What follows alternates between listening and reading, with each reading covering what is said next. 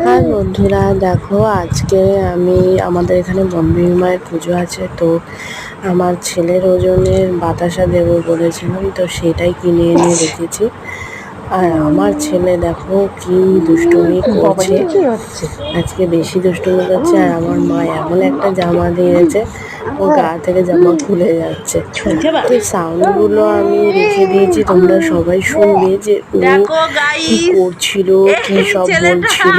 মুখে আওয়াজ করছে, এখন করে ও এইসব শিখেছে, মুখে আওয়াজ করা, জিভ বার করে দেখাবে।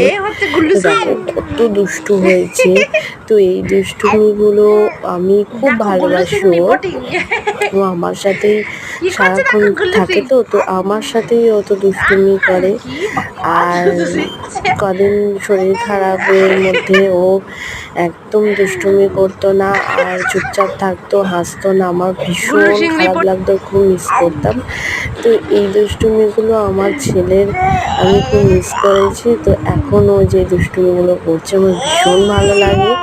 তো এখানে বনবিবি মায়ের পুজোয় ওর কিছুটা বাতাসা আমি নোট দিয়েছিলাম, তো সেই ভিডিওটা তো করতে পারিনি, কারণ আমি নোট দিচ্ছিলাম। তো ওর বাবা ওকে ধরেছিল। আর দেখো এরকম আমি সেজে গিয়েছিলাম। এই শাড়িটা নতুন পরে গেছিলাম, আর ছেলেকে নতুন জামা পরিয়ে নিয়ে গেছিলাম।